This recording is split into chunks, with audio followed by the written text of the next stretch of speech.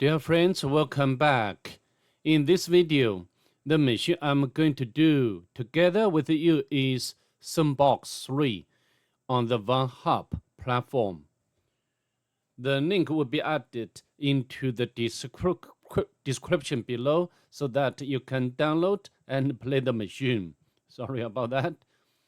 Before we go ahead, if you don't mind, please subscribe to my channel and leave a like below. I do appreciate your help and support. As you can see, the difficulty level for this machine is intermediate. Maybe not very hard.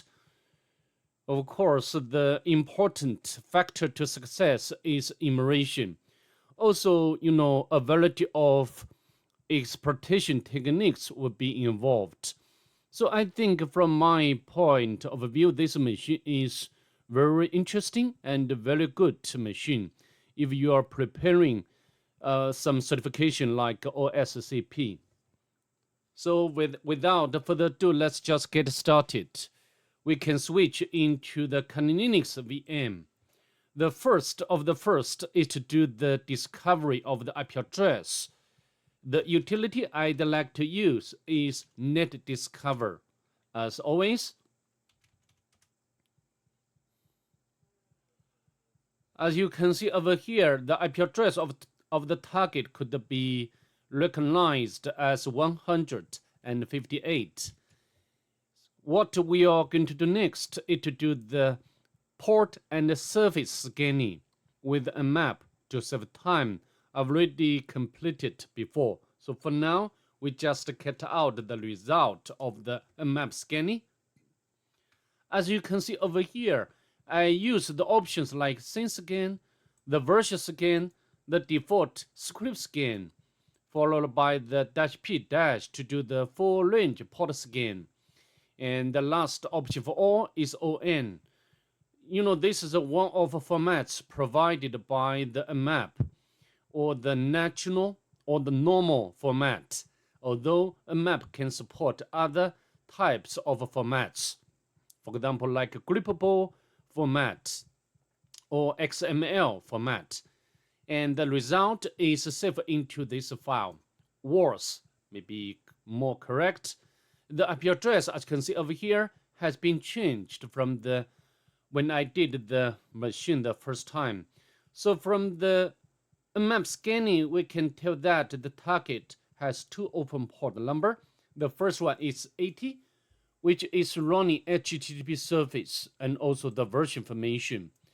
And the next one is 443, which is running SSL or TLS. And here, give us from the certificate, we can know that the machine name or the domain name of the target, maybe we can copy and paste in our notebook. So here, the immersion, the first one is the domain name, is this one. So I think we need to append this host name or domain name into the host file, right? You can use the Vim editor, or you can use command line to do this. Depends on what you are comfortable, okay?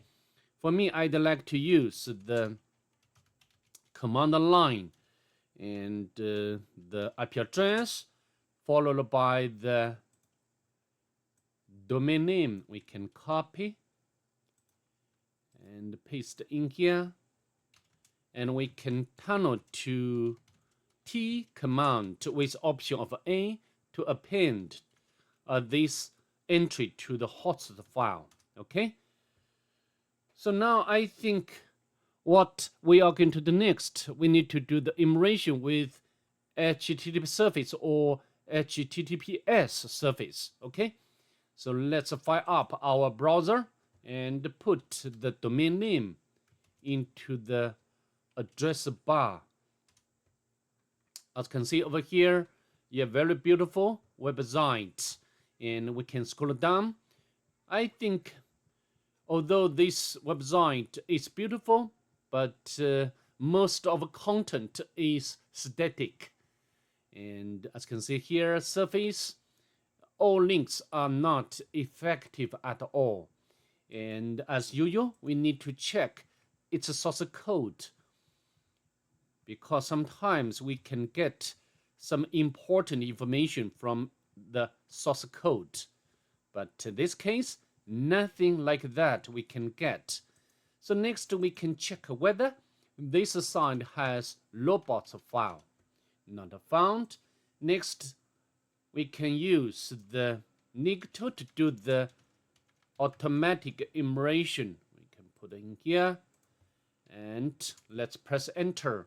Meanwhile, we can take a look at the HTTPS service, right? And we can put the domain name, and we want to accept the risk and continue. So it looks like this HTTPS, the web application is exactly the same as this one, the HTTP application, this application which is running over port number 80. So afterwards, we just focus on the HTTP service rather than HTTPS to save time. Okay, it's done. The Nicto has already discovered some common files or directory like CSS, image, icons. In most cases, such directories cannot give us any important information. To save time, I will not go through all of them, okay? So next, I think we can use GoBuster to do the directory immersion. Paste the domain name, and we can use the option of W to specify the word list. As always, I always use the de-serialize as my first word list to make brute forcing. Okay, HTML, text, back.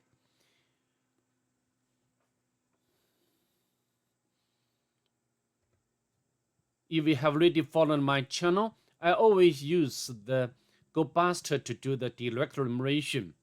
Although the GoBuster can support other functions like virtual host discovery, but when I try to enumerate the subdomain or virtual host, I prefer the wfuzz tool. Okay, as you can see here, we got this file. We can copy and paste in the address bar of the browser.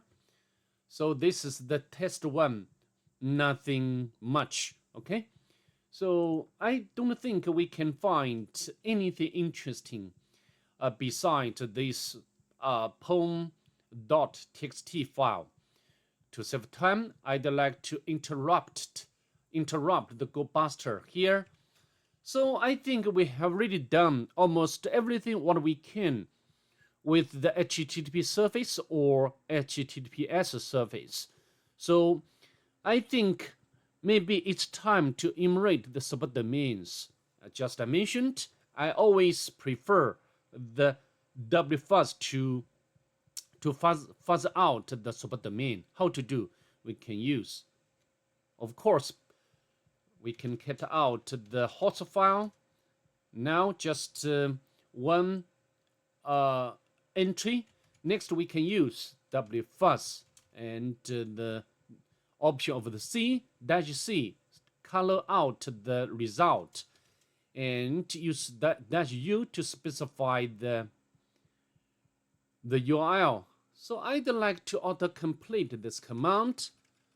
And of course, you can use some other word list or specialized subdomain word list to make fuzzing. However, I think it's alright. I can use the same de-serialize word list. Okay, so now we can press enter to continue. Oh, a lot of output. So I think it would be better we can specify some filter like HW. Now the result or output would be more concise. We give the W2 a bit sweet time. As you can see, immediately we found or discovered this subdomain dev. So similarly, we need to put or append this subdomain to the host file. How to do? We can use the same way, and we can put the dev in front of the original domain name, and we can press enter, and now we can access this directory, dev and company VM. As you can see, we got the different applications. Here is account login panel. Of course, right now we didn't get any information like email information and also password. So how to do? Of course, if we can use a Hydra or to make a brute force, but before we do that, I think it would be better we try to see whether there is any SQL injection vulnerability first. And if we can, and then we do not need to go through the brute forcing, right? And as you know, brute forcing involve a bit long time usually. So now we can set the proxy to burp. And so I think what I'm going to do next is some sort of a methodology when you try to test the SQL injection vulnerability, especially the post form or HTTP post form is involved, and we can launch our Bubble Suite.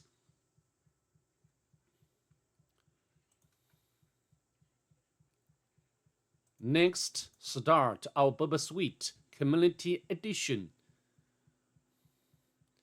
Make sure the proxy, the tab intercept is on, and then we can put some random information test, and we can send company VM and the password, anything, and we can click sign in. As you can see, we got the intercept by the Bubble Suite, and we can copy this request to file. We can name it to like rec.txt and can save. And now we can, maybe we can close up the Bubble Suite to save the resource, and also can disable the proxy. Now we can use SQL map, and normally I will put or specify the level to 3. Let's press enter. Because I've already gone through this process, so the machine, the Kubernetes machine, has some sort of a cache. So this process is done very quickly. It confirms our early guess. The target is vulnerable to SQL injection vulnerability, and identify DBMS as my circle. So next we can try to enumerate the databases information with option of the DBS. As you can see, of course, very important. You know, when you try to use SQL map to enumerate the database, this will not work because the web application has some sort of the control or filtering. It means that the web application filter this the bracket, so we need to some sort of the tampering, and in other words, we need, in order to enumerate out the databases, you need to put the tamper option, and this is the between. I think we can take a look at the different scripts of the tamper. As you can see, different. many different options when we try to tamper with the, we put the tamper option, or just try to bypass the filter by the web application. This case should be this one. This one, what this tamper option or script is to replace this bracket. Replace greater than operator. This is the greater than operator by with this one, not between 0 and also this one. So I think I've already explained the option. This one, if you want to do this machine, you need to put this option. Just now, because I've already done that earlier, so there will be no need to put the option. Okay, so now we have already got we have already got the databases which are available on the target, and we can use the dash D to specify the database name, and we want to retrieve the table names. As you can see, just one table users with this database, and then we can use uppercase T to specify the table name, and also we want to get the column information, and I want to retrieve or dump the name and also the login name and the password. Okay, and dump.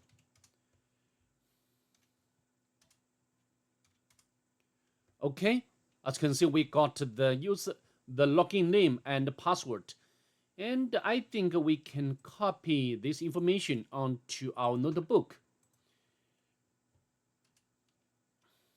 by SQL map. Of course, very important, put the temp option between. I think I have already made it clear, hopefully, at least. So the result would be this one. We can, okay. So now I think we can use this credential to log in. Apparently, this should be the administrator. We can copy and go to the website, and we can paste in here, and the password we can copy and paste in here, sign in, and we are logged in as admin. So here we can home at the home reset. We are not going to reset password logout. So very simple application. Only a possible breakthrough or vector for us is to look at the at home, and we can the home title, for example, like mounting.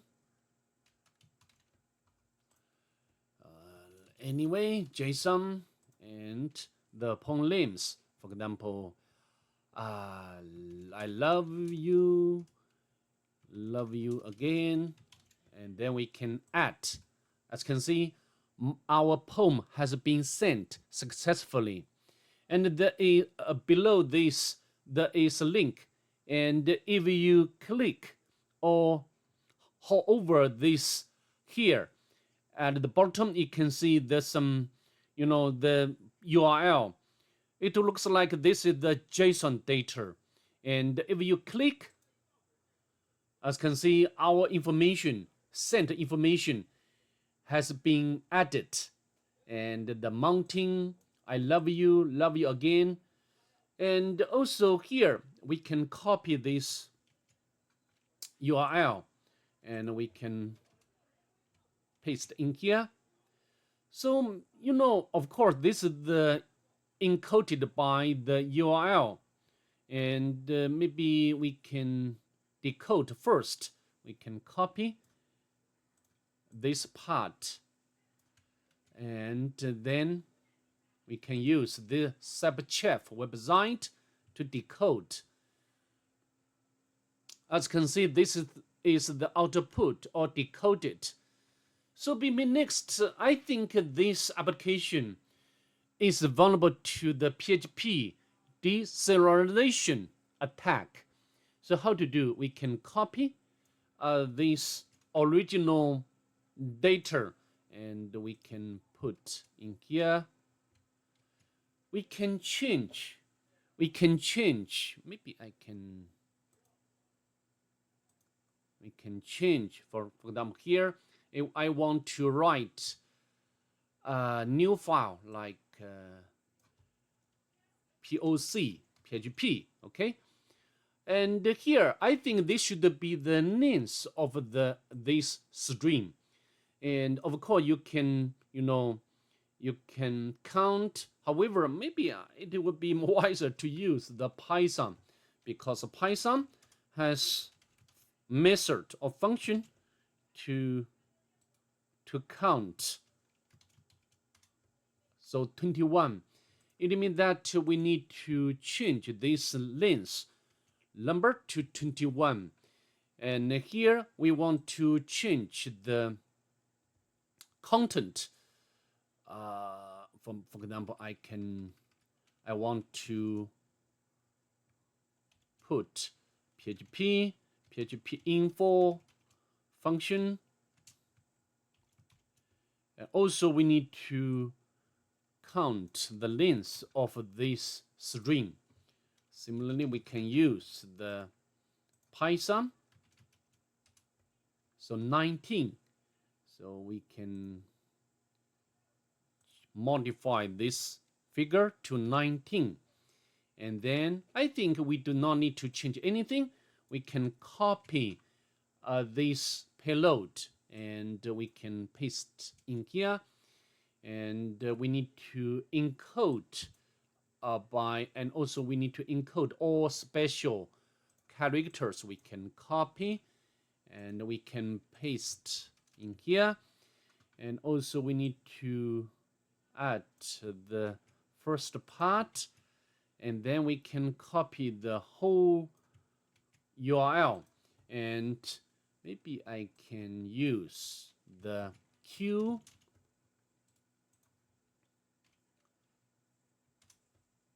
but not working, right?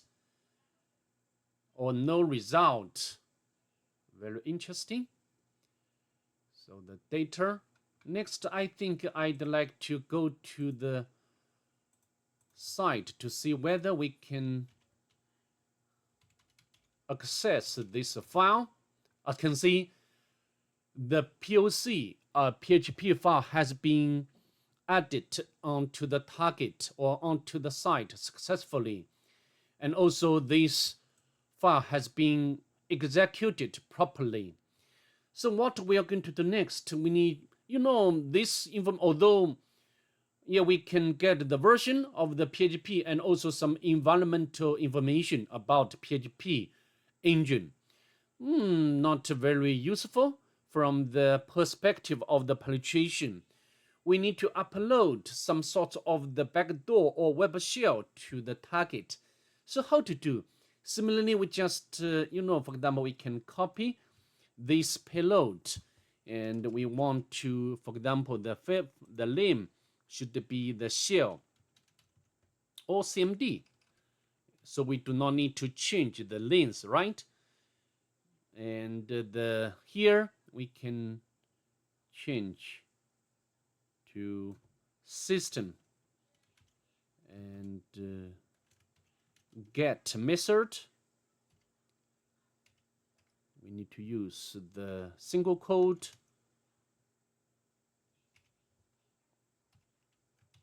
Okay, but we need to check or count the length of this content.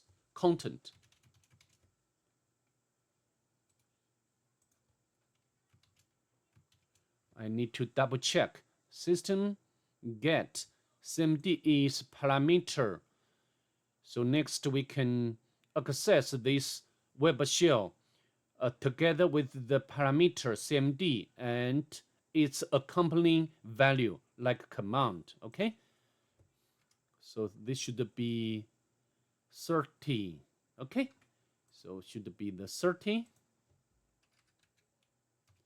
And now we can copy this payload to encode again. We can copy. And then we also need to copy the first part. Next we can, can copy and access. No error. Next we can go to the site. This should be the main domain rather than subdomain.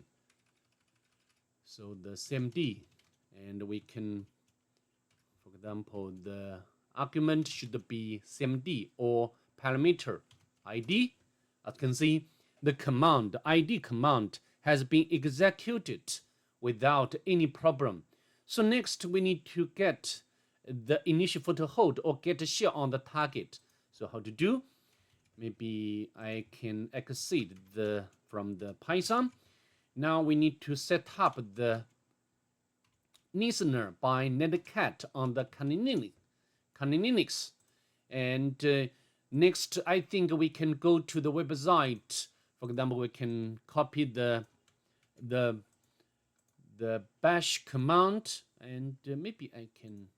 It's not much space remaining, so I can use another tab, and we need to change the IP address. For example, the IP address of the Linux, and then we can use 555, and we can, maybe this one is better.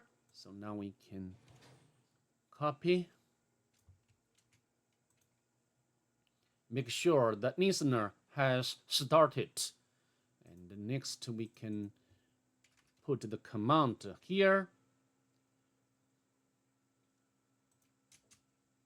Okay, so now we can press enter, but we didn't get the shell, right? So maybe we need to try something else. For example, the Python. Always I use this methodology. If this one cannot work, and I'll try to use Python.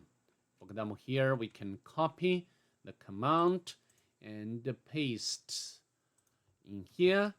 And of course, before we do that, we need to check the Python. The version Python 2 is not there.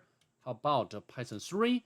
Python 3 is there, so we can put Python 3, and also we can copy the IP address of the Linux in here, and the port number.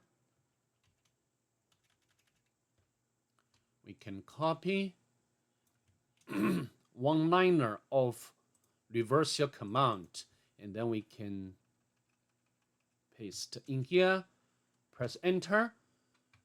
It looks like it's working.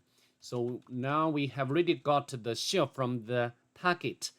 And of course, this shell is not very good. We can spawn more interactive shell.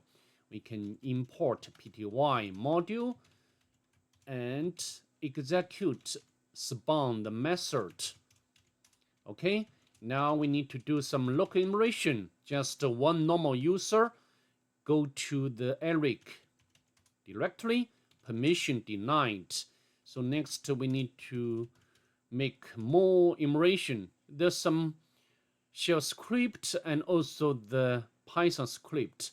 So we can cut out this one, this shell script. It looks like maybe there's some cron job is running at the background. Next, we can use the limpia shell script and also the pspy utility to check.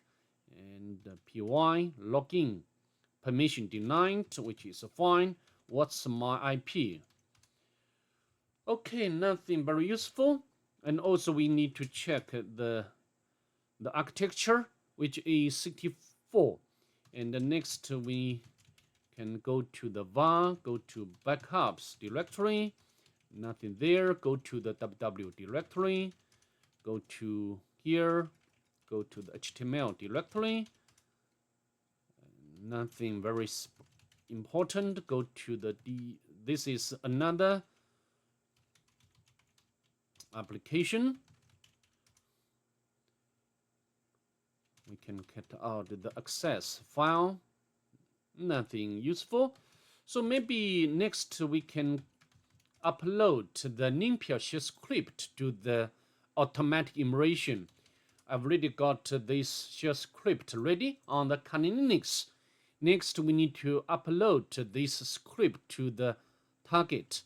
The easiest way is to use Python to set up the web server on the Kali Linux, and then we can use wget to upload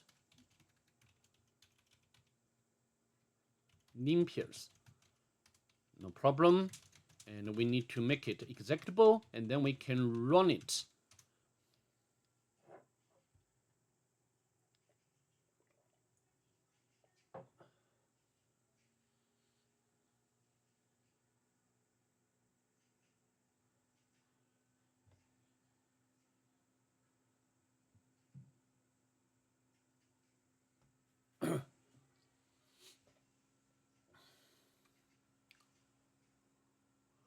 It's done. NumPy shell script can automatically, the enumerate very much information about the target.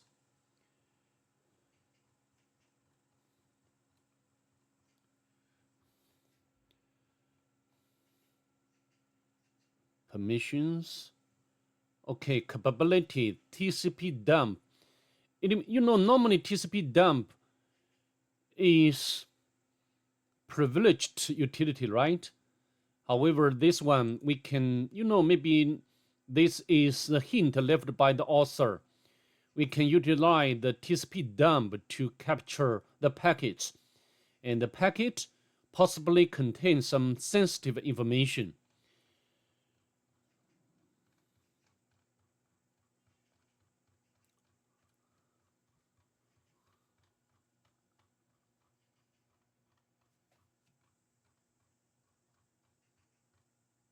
Cron job information.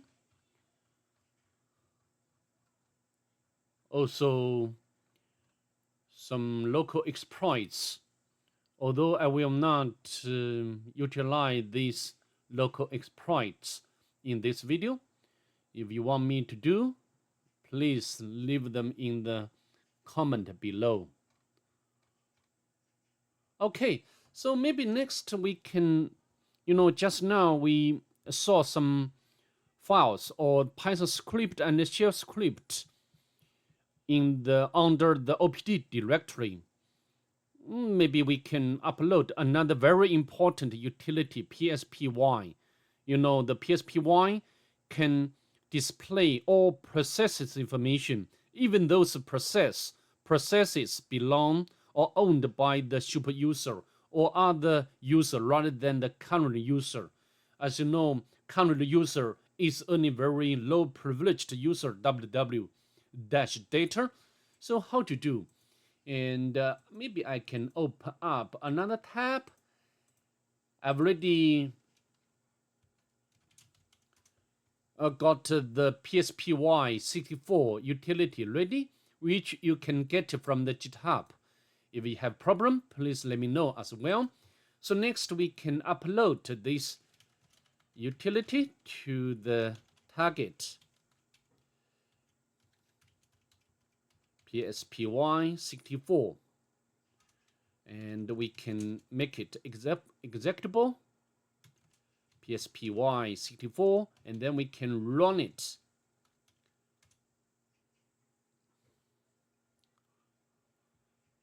As you can see here, this way we have already seen earlier during the manual immersion.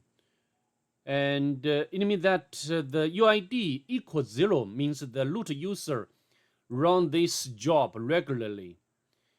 Of course, however, at this moment, we do not have permission to read and also, write or modify.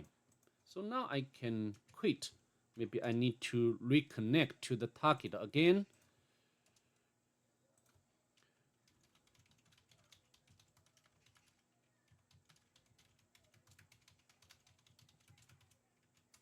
We can go to the OPT directory.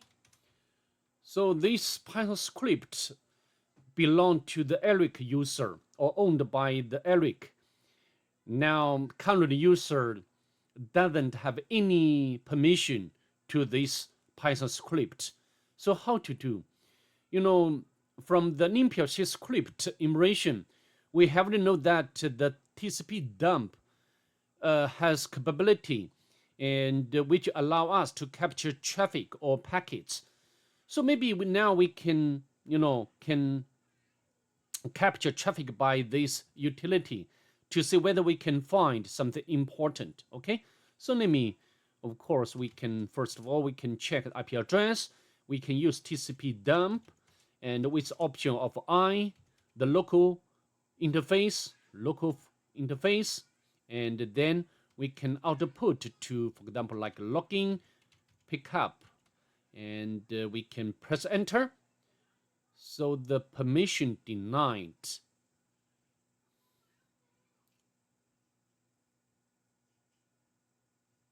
Maybe we need to, this is the reason. I think permission denied. If you think our direction is wrong, you will be wrong as well. Because here I use the option of W and use the option to write the file, write the result into the current directory OPT. However, the current user doesn't have such right permission to this directory. So we can go to the temp directory and we can copy this command and execute it again.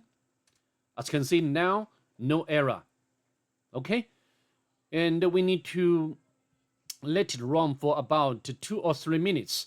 When it's done, I will come back. See you there.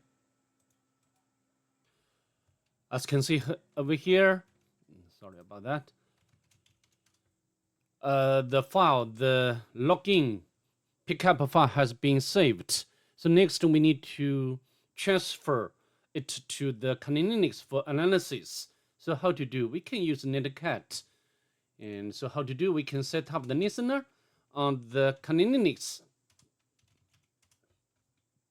And then, this technique is also very useful. Okay, pickup, tunnel to netcat. Okay, press enter. It's done. As you can see, the listener has received the file. Next, we can use Wireshark to open up. And there's some files. Because earlier we have already known that the Eric is owned by the Eric login.ph Python file, right? So maybe our captured file contains some credentials like username and password, right? We can stream.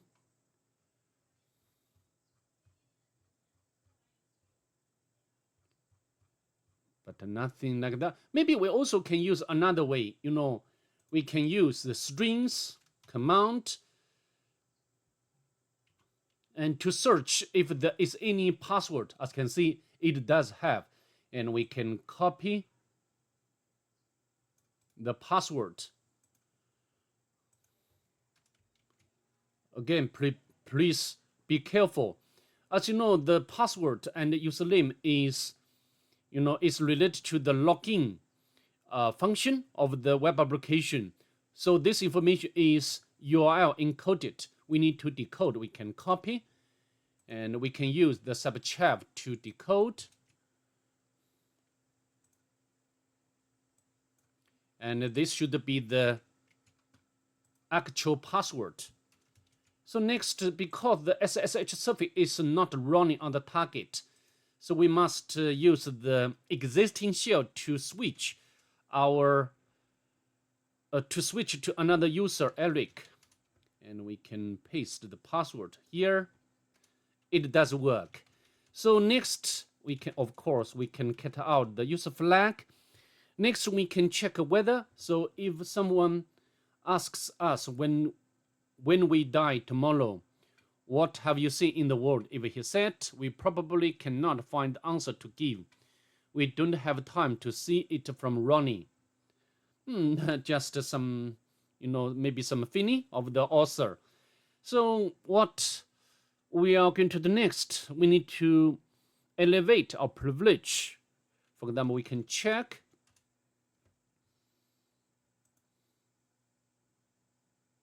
So OPT check, we can go to the OPT directory.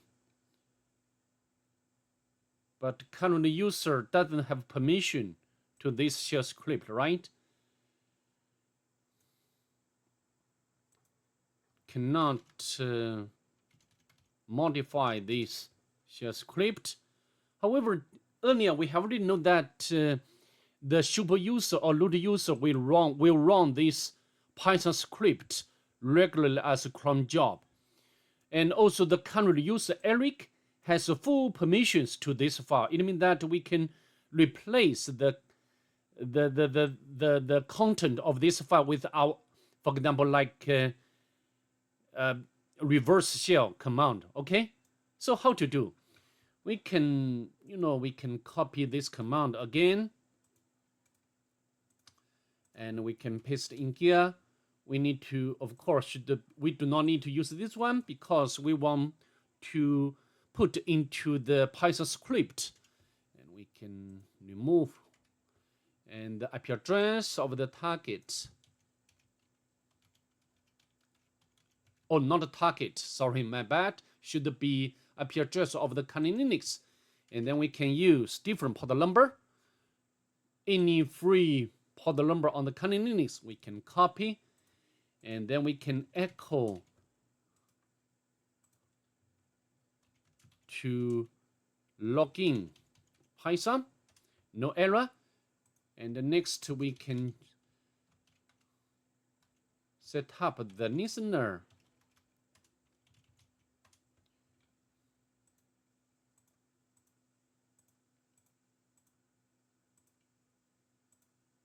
Maybe I need to close up the white shock. We need to wait a bit time to get another shell, and this shell should be owned by root user, and then we can complete this task. Okay.